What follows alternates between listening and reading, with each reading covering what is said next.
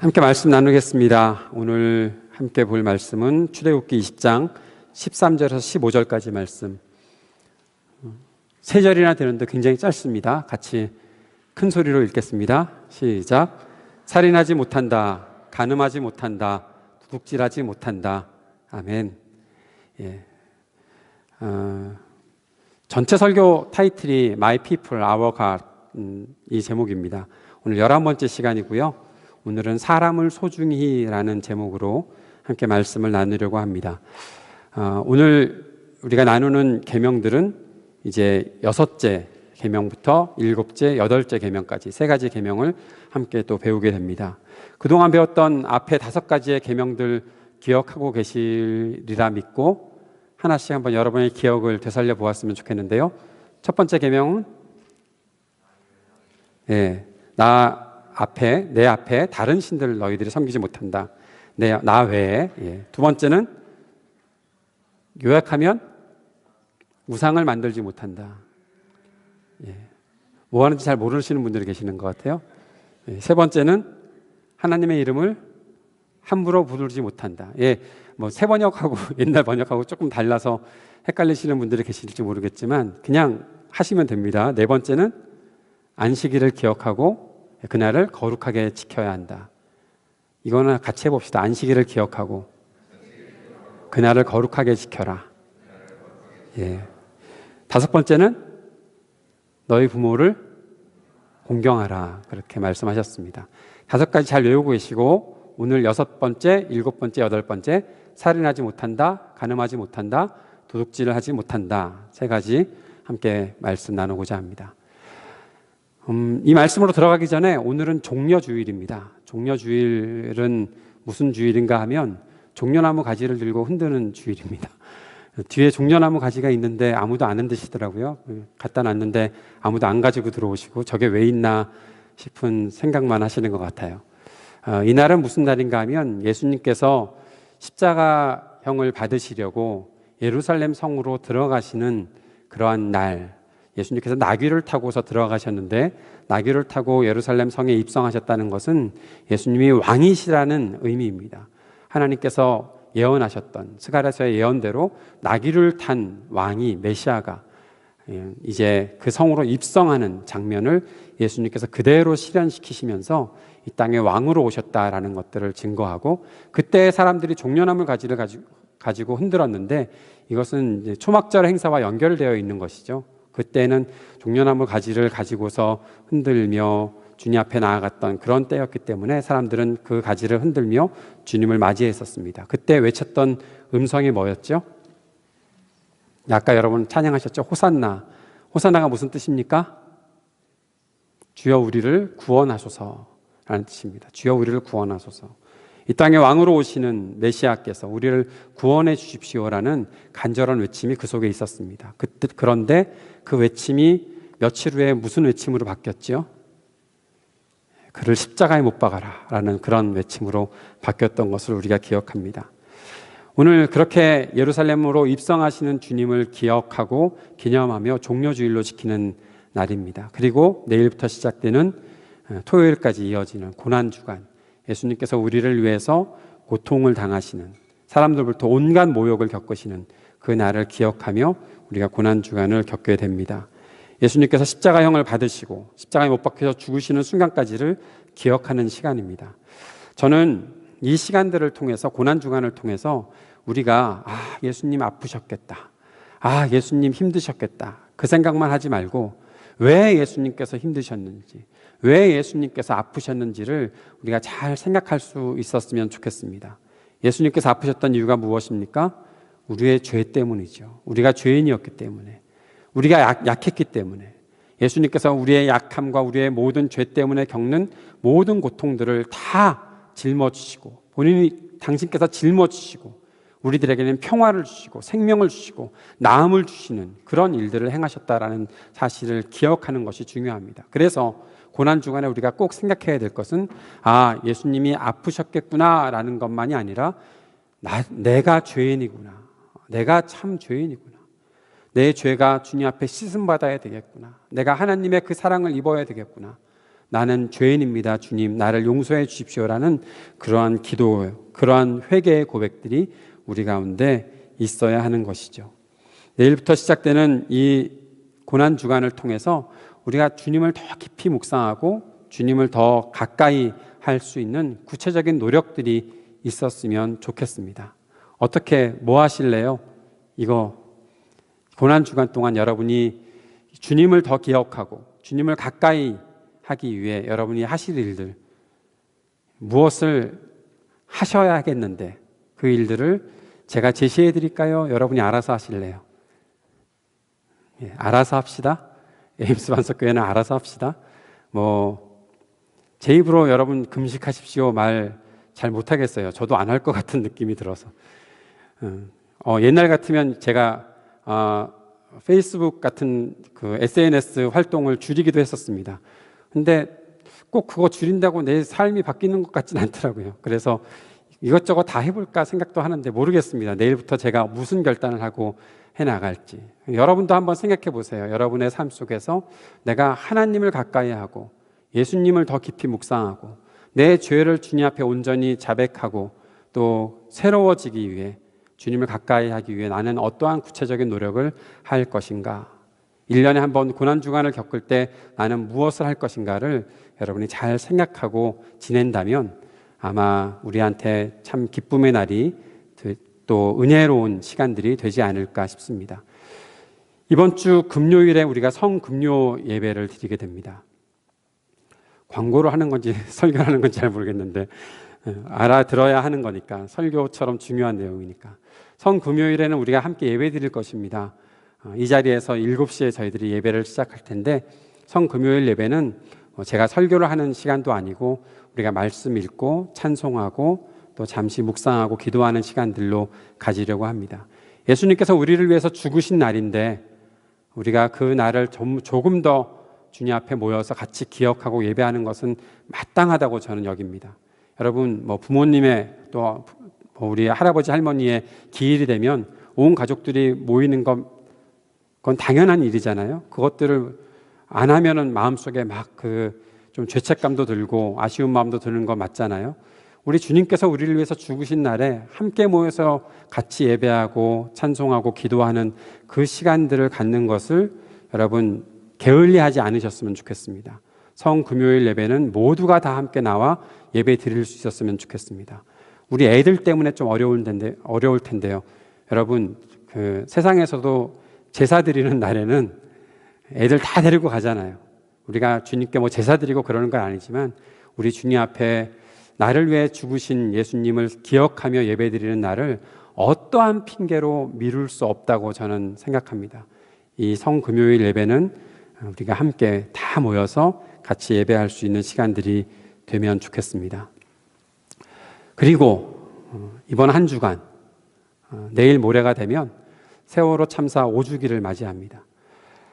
기독교 신앙인들이 가장 봄이 되면 즐겁고 또 좋은 시간, 감사한 시간들을 보내야 하는데 앞으로도 향후 몇십 년 동안은 그렇게 오래 가지 않기를 간절히 바라지만 한국 기독교인들, 코리안 크리스찬들은 큰 부담을 갖고 이 봄을 지내게 됩니다.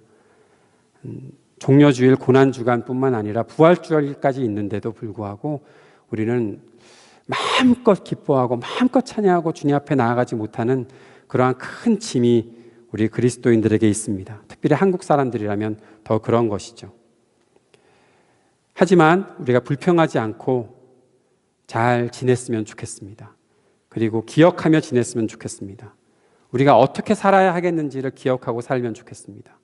앞으로 한국 사회의 미래를 책임지는 우리들이 과연 무슨 생각을 하고 지내야 할지 깊이 생각하고 지냈으면 좋겠습니다. 내가 그리스도인으로서 어떠한 책임감을 가지고 살아야 할지를 꼭 기억하며 살아갈 수 있었으면 좋겠습니다.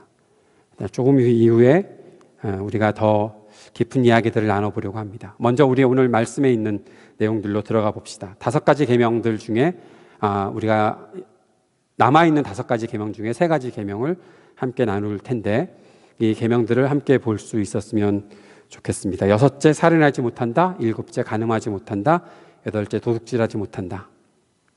저는 이 세 가지 계명의 공통적인 주제를 사람을 소중히 여기는 것이다 라고 그렇게 생각해 보았습니다. 사실 이 10계명 중에 이 세 가지 계명만큼은 더 이상 설명이 필요 없습니다. 저는 이 설교가 가장 위대한 설교가 될 거라고 생각을 하고 있었습니다. 살인하지 못한다. 살인하지 마십시오. 그럼 여러분 아멘 하셔야 되잖아요. 아멘. 정신 차리세요. 예. 살인하지 마십시오. 예. 지금까지도 안 하셨죠? 예. 모르지 또 어디서 무슨 짓을 하다 왔는지. 예. 두 번째, 간음하지 마십시오. 아멘.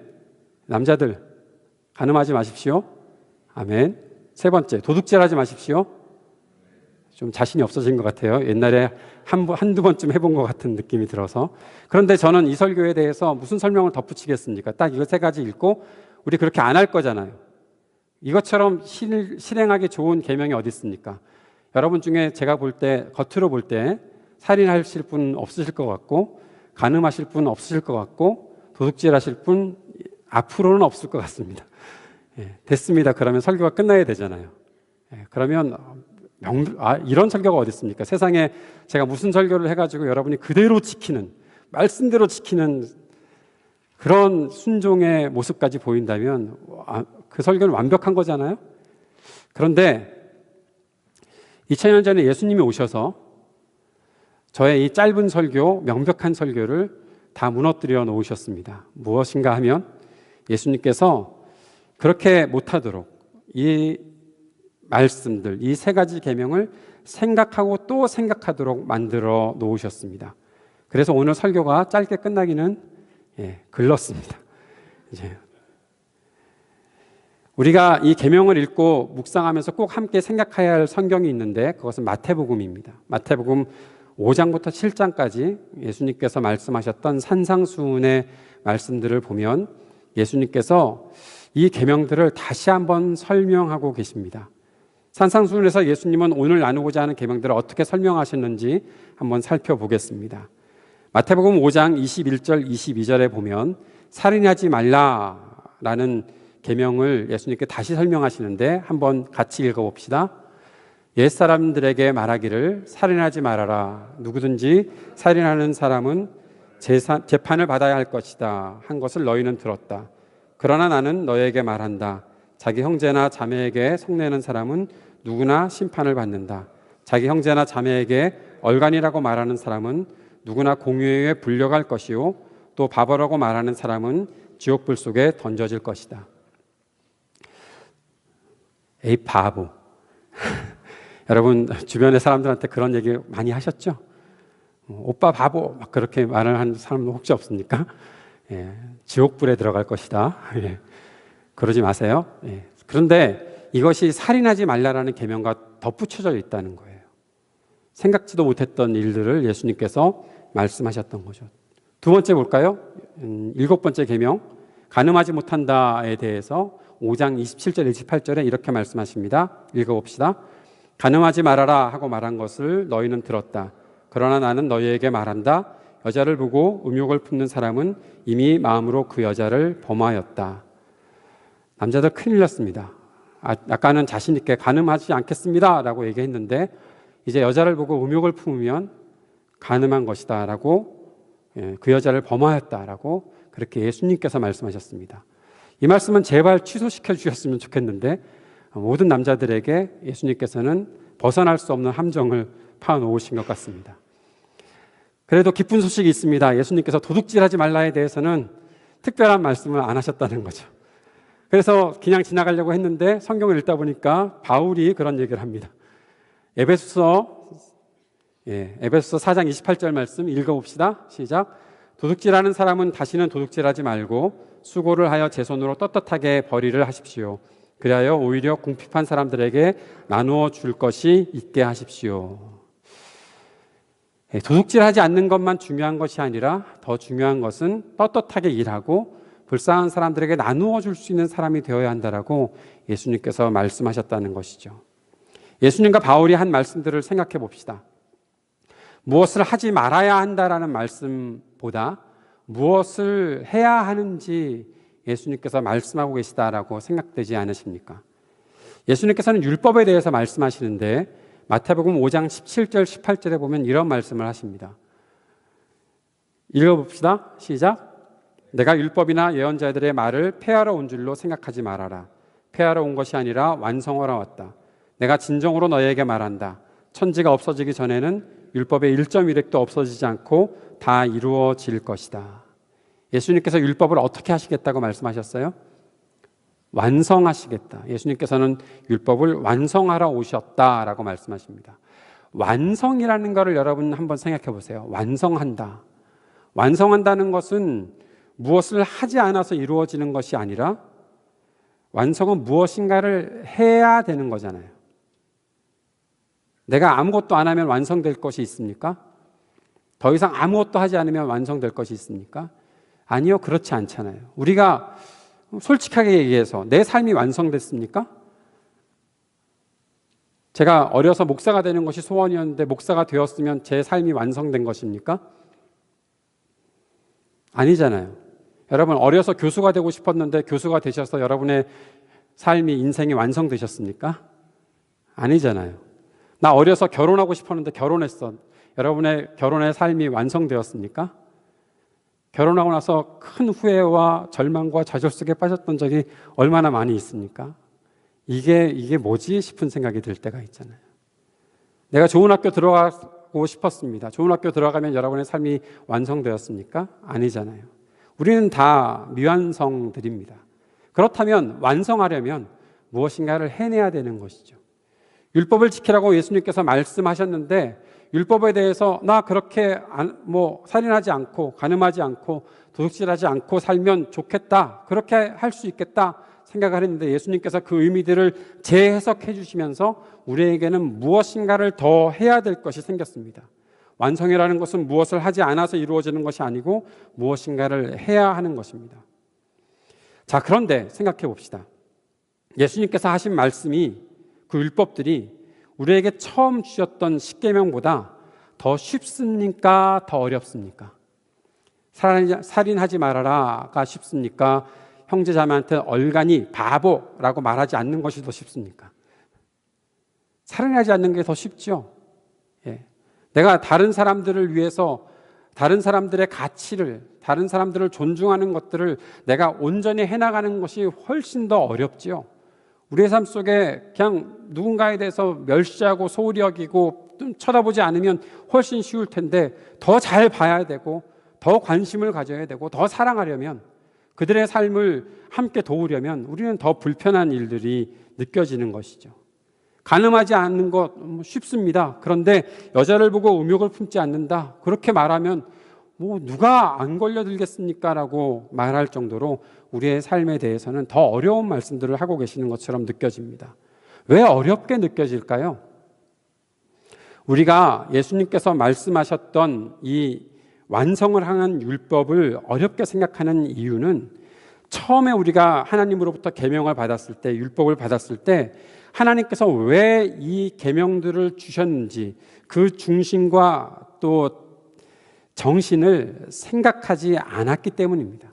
처음부터 왜 살인하지 말아야 되지?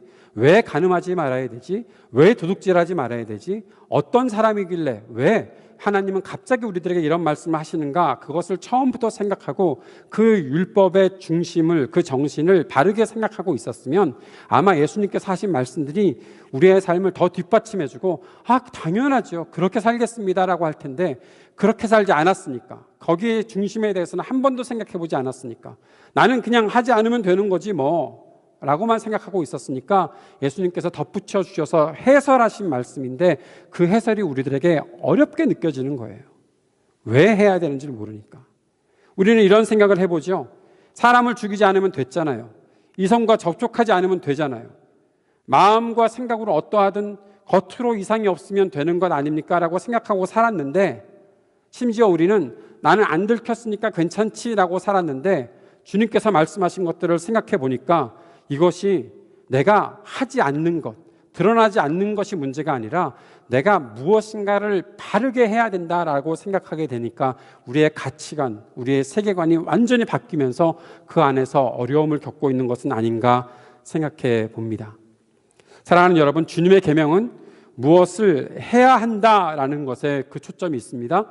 무엇을 하지 말아라 라고 하는 것에 초점이 있는 것이 아니라 우리가 무엇을 어떻게 해야 한다라는 것에 초점이 있다는 것을 우리가 잘 생각할 수 있어야 되겠습니다. 하나님께서 원하시는 것이 무엇인지, 하나님께서 내게 바라시는 것이 무엇인지, 그것을 바르게 깨닫고 행하는 것이 계명을 바르게 지키는 것입니다.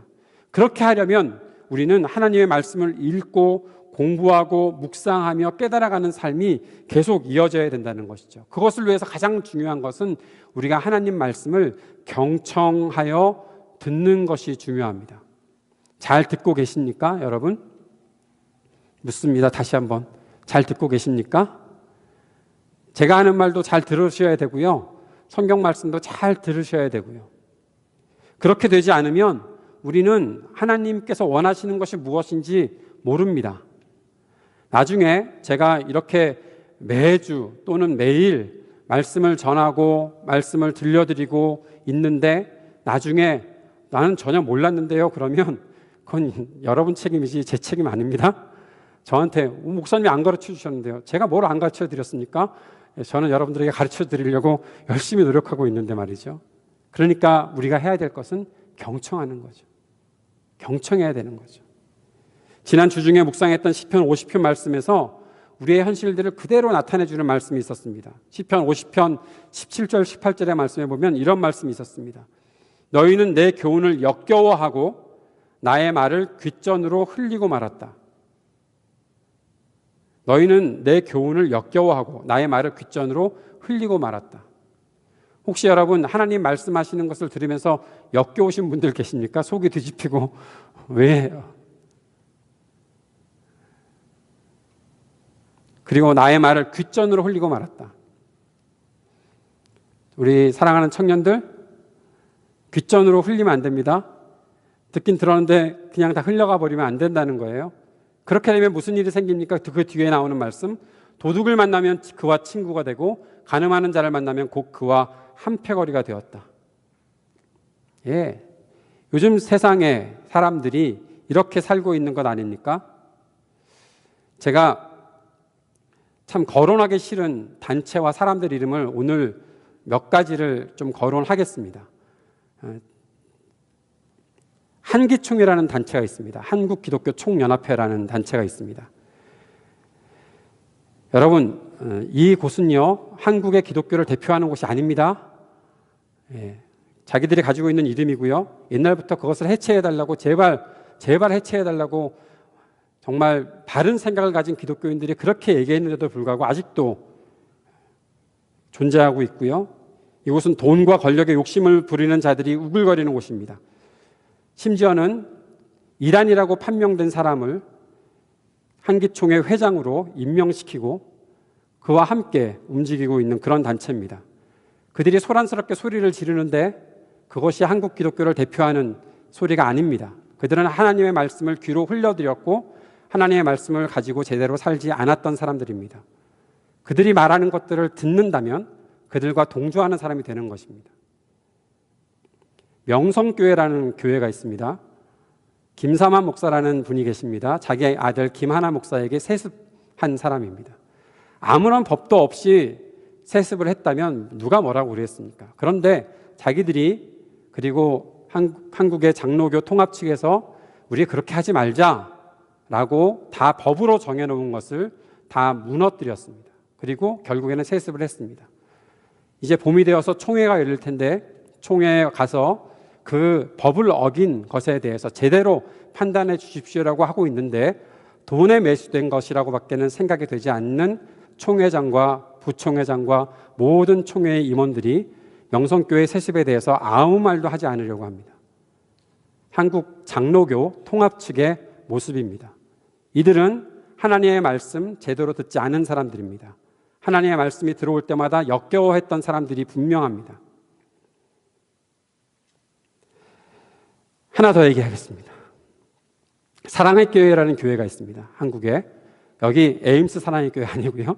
한국의 서초동에 사랑의 교회라는 교회가 있습니다. 오정현 목사라는 사람이 있는 곳입니다. 그 사람은 한 번도 제대로 된 절차를 밟지 않았던 사람입니다. 목사가 되는 과정에 있어서 학력이나 모든 것들이 거짓으로 그냥 다 덮어놓은 사람입니다. 그런 사람이 목사가 되었습니다. 그리고 그 사람을 목사로 인준하기 위해서 한국 장로교 합동 측에서는 갑자기 편목 과정을 2주짜리를 만들고, 원래 2년을 공부해야 되는 곳인데 2주짜리를 만들고 그것을 통과했다고 한 사람을 다시 재청빙하고 청빙 투표를 하는 그런 일들이 벌어졌습니다. 교회에서는 96.4%가 찬성했고, 그 교회에 다니는 청년들은 다시 재위임식을 하는 곳에서 함께 찬양하고 그런 일들을 저질렀었습니다. 교회입니까? 이 사회에 바른 길을 제시해야 되는 곳에서 이런 일들을 자행하고 있습니다. 기독교라는 이름을 가진 곳에서 이런 일들을 계속해서 되풀이하고 있습니다. 진짜 교회 맞습니까? 왜 이들이 이런 일들을 저질렀나요? 하나님의 말씀을 한 번도 경청하여 듣지 않았기 때문입니다. 그러니까 간음하는 자와 친구가 되고 도둑을 만나서 같이 친구가 되고 한패거리가 된 것입니다. 저는 이들이 도둑이라밖에 생각이 들지 않습니다. 하나님의 법에서 어긋났는데도 불구하고 계속해서 그 일들을 자행하고 있는 이들은 그저 간음을 행하는 사람들과 다를 바가 없습니다. 사랑하는 여러분,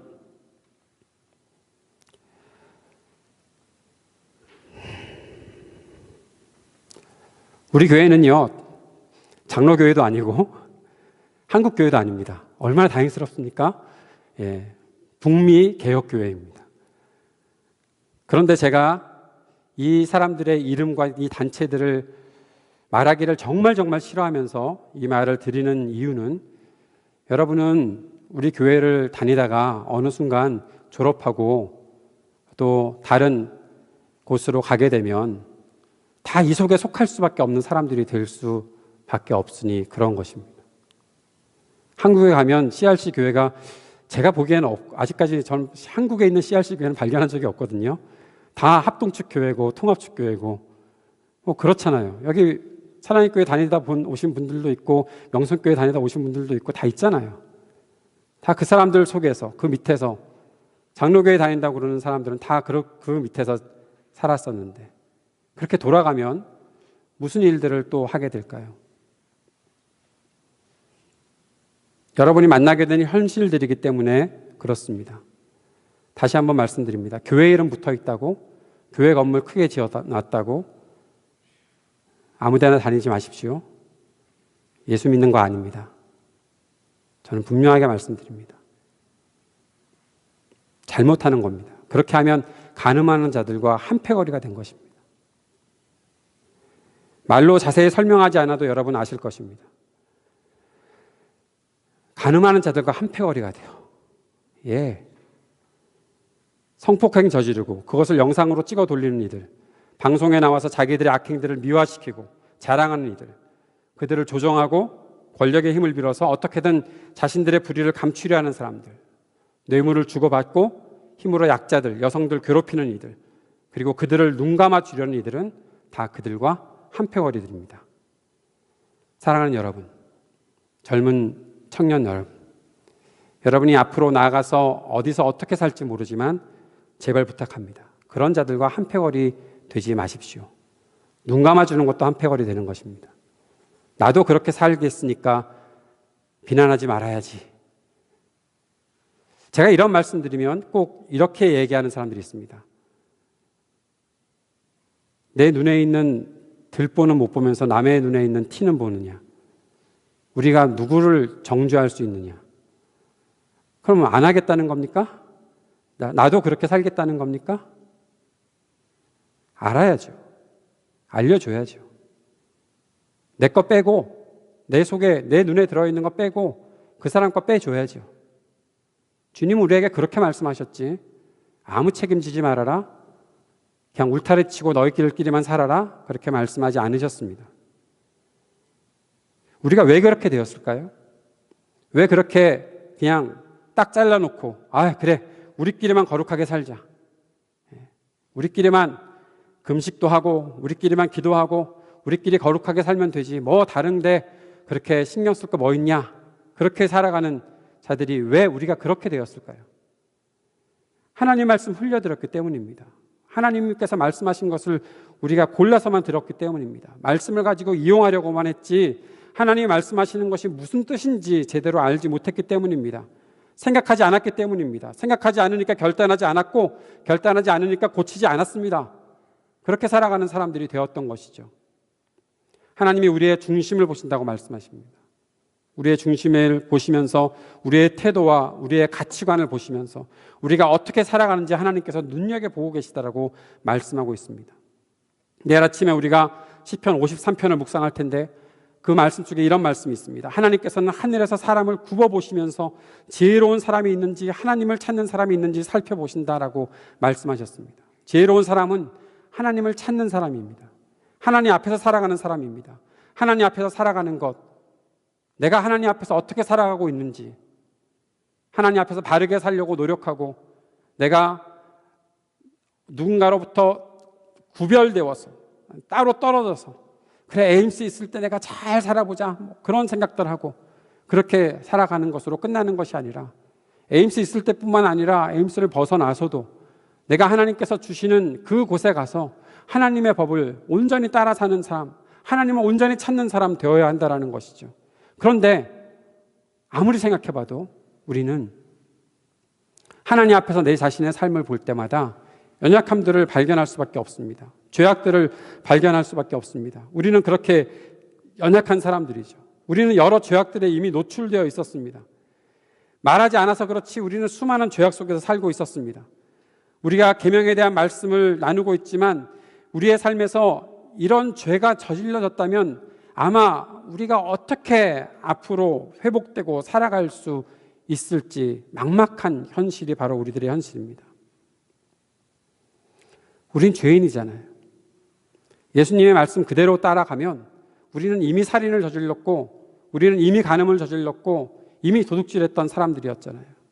내 손으로 열심히 일하려고 하지 않고 남의 것들 내가 어떻게든 얻겠다가 생각했으니 도둑질이고, 이성을 보고 음욕을 품었으니 도둑질이고 간음한 자이고, 내 주변에 있는 사람들을 보면서 나보다 못났다고 업신여겼으니 우리는 이미 살인한 자들이잖아요.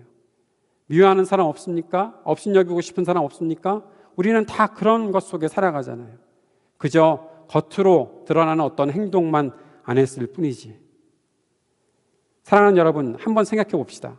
이미 벌써 우리가 간음과 도둑질과 살인을 저질렀다면 우리 어떻게 해야 됩니까?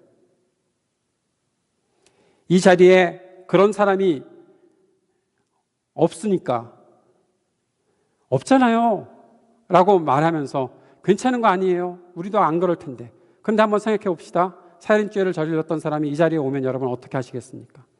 간음죄를 저질렀던 사람이 이 자리에 오면 여러분 어떻게 하시겠습니까? 그런 사람들이 교회에 나오겠다고 하면 여러분 어떻게 하시겠습니까?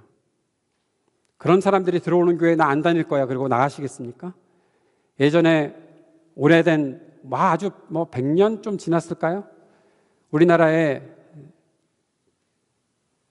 백정들이 예수님을 믿고 교회 나오겠다고 해서 교회에 들어오니까 교회에 있던 사람들이 다 나가버렸대잖아요.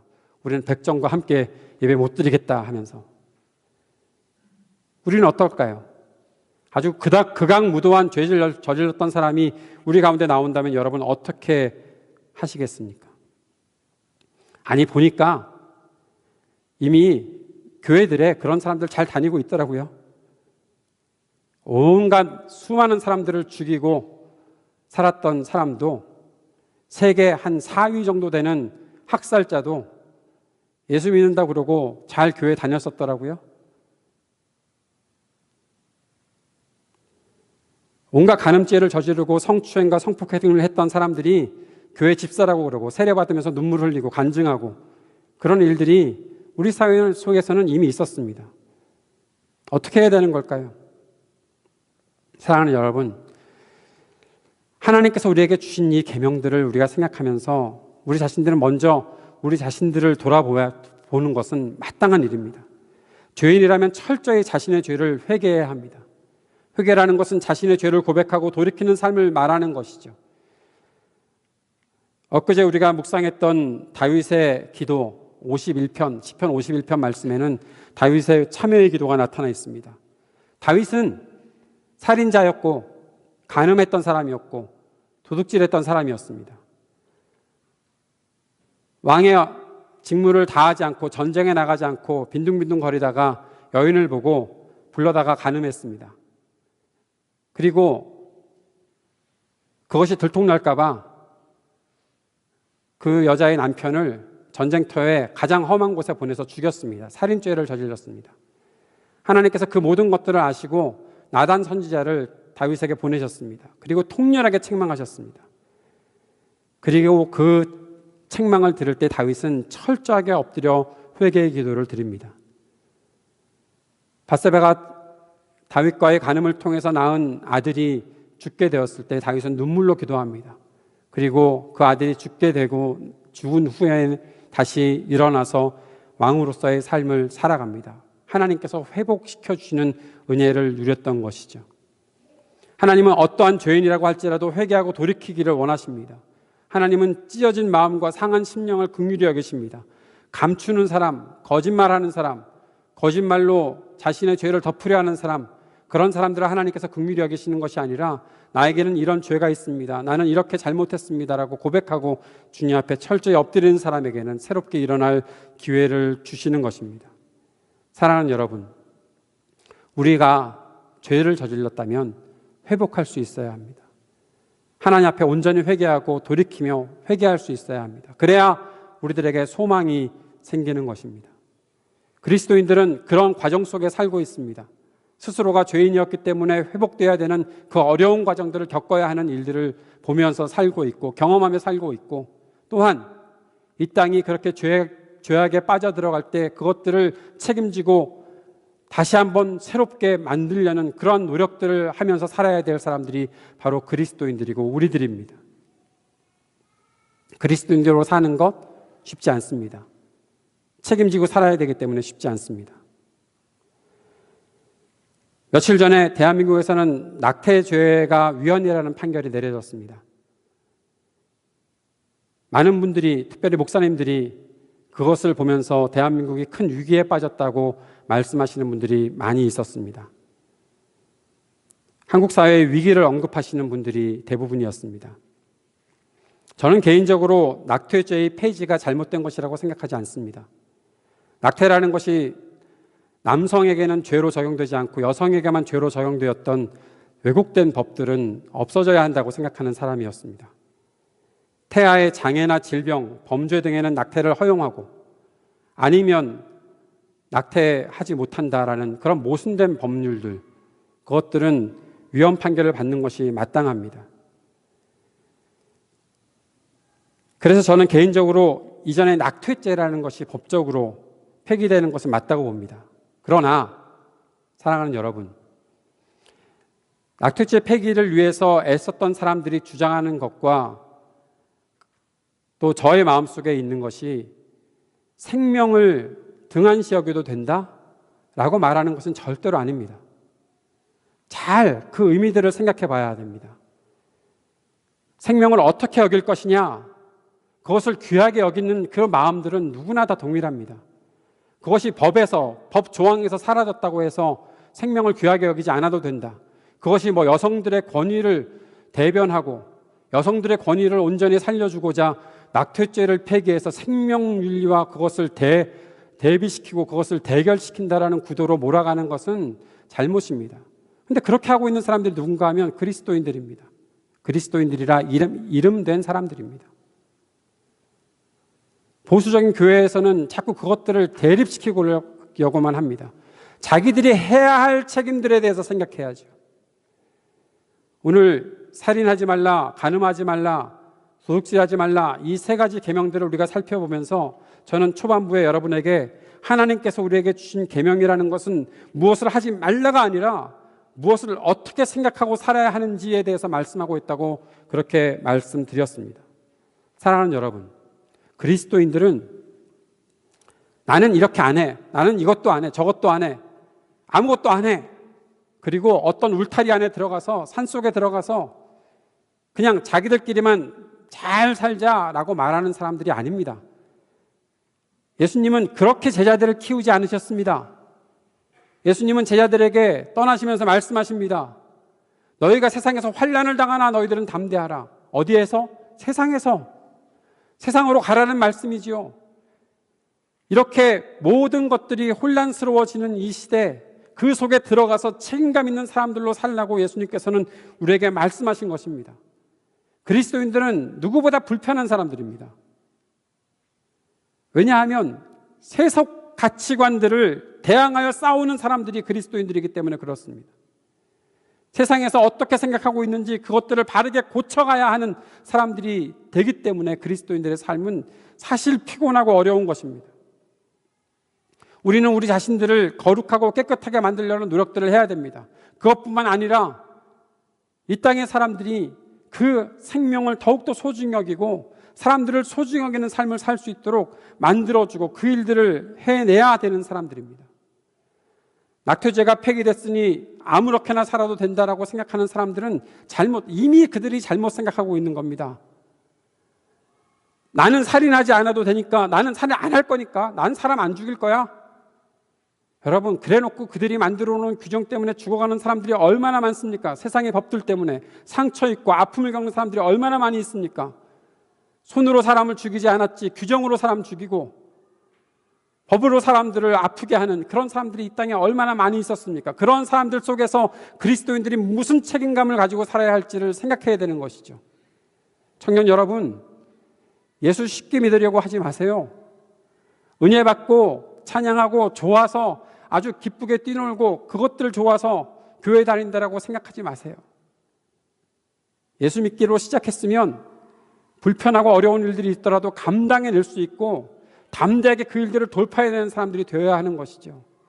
낙태죄가 폐기됐으니 얼마나 많은 사람들이 혼란을 겪겠습니까? 그 속에서 바른 가치관을 심어줄 수 있는 사람이 되어야지요. 동성애가 법으로 어떻게 허용되고 있으니 이 땅에 어떤 우리 자녀들, 우리 모든 사람들이 어떻게 혼란을 겪고 살겠습니까? 그때 바른 가치관을 심어줄 수 있는 사람들이 되어야지요. 간통죄가 폐기됐으니까 아무렇게나 살아도 됩니까? 아니요. 더 거룩하고 더 순결한 삶을 살 수 있도록 더 많은 노력들을 해야 되는 것이죠. 그것이 그리스도인들의 삶의 모습이죠.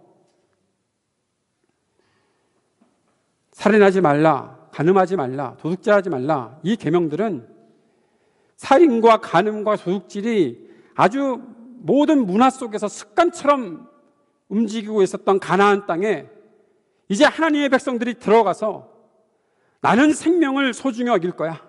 나는 사람을 소중히 여길 거야. 우리 하나님께서 그렇게 말씀하셨으니까 우리는 우리의 힘으로 열심히 부지런히 노동해서 일하고 그것으로 벌고 그것으로 사람들을 도우며 살 거야.